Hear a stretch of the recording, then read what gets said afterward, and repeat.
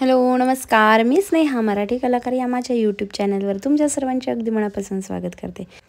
गाजराचं season तर संपत आलं आहे, तर म्हटलं चला गाजराचं सीझन संपायच्या आधी ही रेसिपी करूनच घेऊया. तर मी आज तुमच्यासोबत शेअर करते गाजराची एक आगळी वेगळी रेसिपी, म्हणजेच गाजराची खीर. एकदम चविष्ट आणि लाजवाब अशी ही खीर, म्हणजेच गाजराची खीर मी कशी बनवली त्याची रेसिपी आज मी तुमच्यासोबत शेअर करणार आहे. तर व्हिडिओ शेवटपर्यंत नक्की पहा आणि व्हिडिओमध्ये पुढे जाण्या अगोदर चॅनलला सबस्क्राईब करून घ्या, म्हणजेच अशा छानशा आणि नवनवीन व्हिडिओचे नोटिफिकेशन तुम्हाला येतील.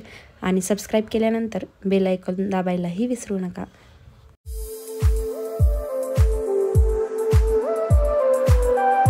चला तर मग स्टार्ट करूया आपल्या रेसिपीला. सर्वप्रथम मी इथे गॅसवरती एक कढई तापत ठेवलेली आहे. कढई तापल्यानंतर मी त्यामध्ये एक तांब्याभर होईल एवढं आपलं पाणी घालून घेतलेलं आहे. आणि या पाण्याला छान उकळी फुटायला लागल्यानंतर मी त्यामध्ये छोटे छोटे कट केलेले गाजराचे तुकडे घालून घेतलेले आहेत. हे तुकडे मी छान स्वच्छ पाण्याने धुतले होते आणि आता मी या पाण्यामध्ये हे गाजराचे तुकडे घातलेत आणि हे गाजराचे तुकडे आपल्याला छान शिजवून घ्यायचे आहेत ह्या पाण्यात. तर त्यासाठी मी या पाण्यावरती झाकण ठेवलं आहे आणि अधूनमधून चेक करते की गाजराचे तुकडे या ठिकाणी तुम्ही पाहू शकता. मी पुन्हा एकदा हे झाकण काढून चेक करते की आपले हे गाजर शिजले आहेत की नाही. तर या ठिकाणी तुम्ही पाहू शकता की मी ते गाजर हाताने दाबून पाहिले आणि गाजर छान शिजलं आहे. आणि हा गाजराचा तुकडा मी परत या पाण्यामध्ये घालते आणि या पाण्यावरती झाकण ठेवून मी हे 5 ते 10 मिनटं असंच ठेवणार आहे की जेणेकरून त्या गाजराचा काही पार्ट शिजलेला नसेल तर त्या गरम पाण्याच्या वाफेमुळे तो पार्ट शिजला जाईल. आणि त्यानंतर मी एका डिशमध्ये हे गाजराचे तुकडे 5-10 मिनिट झाल्यानंतर मी एका डिशमध्ये ह्या गाजराचे तुकडे काढून घेतलेले आहेत आणि हे गाजराचे तुकडे मी आता मॅशरच्या साहाय्याने मॅश करून घेते. या ठिकाणी तुम्ही पाहू शकता छान जोर लावून मी हे गाजराचे तुकडे मॅश करून घेतलेले आहेत आणि याचा कलरसुद्धा एकदम छान आलेला आहे. आणि हीच सेम प्रोसेस आपण गाजराचा हलवा बनवण्यासाठी सुद्धा वापरू शकतो. आणि आता मी त्यानंतर गाजराच्या हलव्याचं ते मिश्रण साईडला ठेवलं आहे आणि एका बाउलमध्ये जे पाणी उरले होतं तुकडे शिजवलेलं ते पाणी एका बाउलमध्ये काढून घेतलं आहे आणि त्यानंतर 6-7 बदाम आणि 6-7 काजू एका खलबत्त्यामध्ये टाकून त्याचे ओबडधोबड असे तुकडे करून घेणार आहे. हे तुकडे मी गाजराच्या खिरीला फोडणी देताना घालणार आहे. आणि या ठिकाणी तुम्ही पाहू शकता आपले तुकडे पण रेडी झालेत आणि आता आपण खीर बनवायला सुरुवात करूया. सर्वप्रथम मी एक कढई गॅसवरती तापवून घेतलेली आहे आणि त्यानंतर मी त्यामध्ये एक मोठा चमचा भरून, म्हणजे पोहे खायचा जो मोठ्या साईजचा चमचा असतो तेवढा चमचा भरून मी गावरान तूप घातलेलं आहे. आणि हे तूप छान मी वितळवून घेते आणि हे तूप छान गरम झाल्यानंतर आपण यामध्ये जे आता आपण काजू आणि बदामचे तुकडे कुटून घेतले होते ते तुकडे ह्यामध्ये मी घालणार आहे.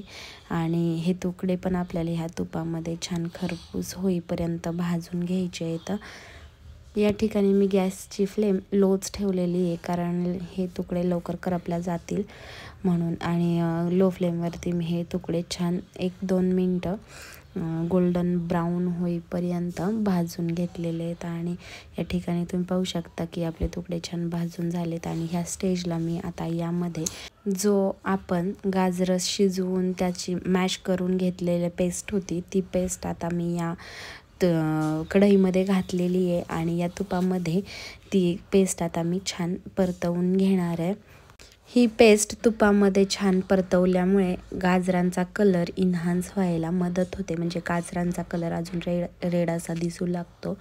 आणि ही पेस्ट पण आपल्याला आता तुपामध्ये छान परतवून घ्यायची आहे. आणि ही पेस्ट तुपामध्ये परतवत असतानाच मी एक साईडला जे आपलं गाजरांचं पाणी उरलेलं होतं त्यामध्ये 2 मिल्क पावडरच्या पॅकेट्स मी मिसळून घेते. कारण आपण डायरेक्ट जर खिरीत मिल्क पावडर टाकली तर त्याच्या गाठी किंवा गुठळ्या होण्याची शक्यता असते, त्यामुळे मी पाण्यात घालते आणि मग पाणी घालायचंच आहे तर मग ते गाजरांचंच पाणी मी घातलं, मग कारण त्याच्यातले जीवनसत्व त्या पाण्यामध्ये सगळे उतरलेले होते त्याच्यामुळे. आणि मी विस्करच्या साहाय्याने छान विस्क करून घेते, म्हणजे मिसळून घेते ते दूध आणि दुधाची पावडर आणि पाणी, आणि ते मिक्स करून मी एक साईडला ठेवून देते.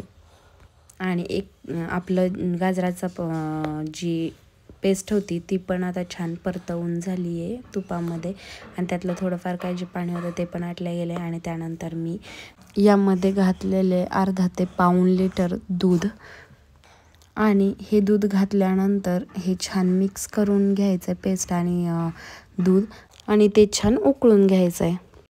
आणि आपली ही गाजराची खीर एक साईडला उकळते तोपर्यंत आपण त्यामध्ये टाकण्यासाठी ज्या विलायची लागणार आहेत ती विलायची मी कुटून घेते. सर्वप्रथम ही विलायचीला प्रत्येक विलायचीला अशा ठोके मारून घ्यायचेत आणि त्याचे तोंड ओपन करून घ्यायचेत. आणि विलायचीचे जे तोंड ओपन झाले का त्यानंतर मी त्यामधले विलायचीचे कव्हर आणि त्यातले जे बी असतात ते बाजूला काढून घेणार आहे. खीर खाताना हे टरफलं जर आपल्या तोंडाशी आले तर ते चांगलं नाही लागत आणि उगीचच वाया जातात, त्यामुळे मी यातले फक्त बी वापरत आहे.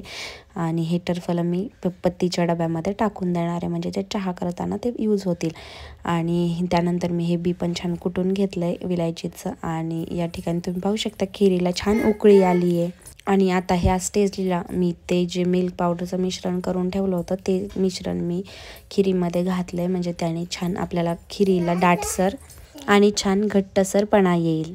आणि त्यानंतर ही खीर चमच्याने हलवून छान एकत्र करून घ्यायचं आहे आणि ही परत उकळायला ठेवून द्यायची आहे. खिरीला उकळी फुटत आली का त्यानंतर आम्ही त्यामध्ये साखर घालून घेते. साखर आपल्या चवीनुसार आपण यामध्ये घालू शकतो. ज्यांना जास्त गोड लागत असेल तर जास्त गोड घालायची आणि जास्त साखर घालायची, आणि जर कमी गोड लागत असेल तर कमी साखर घालायची.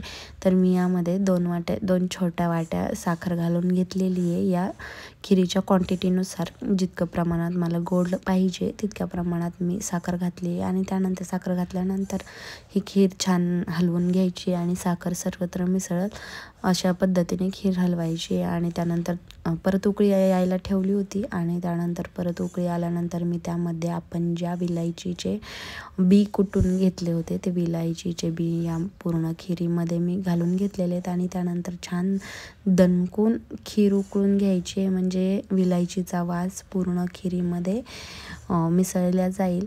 आणि विलायची घातल्यानंतर मी ही खीर छान 5 मिनिट उकळून घेतली आहे.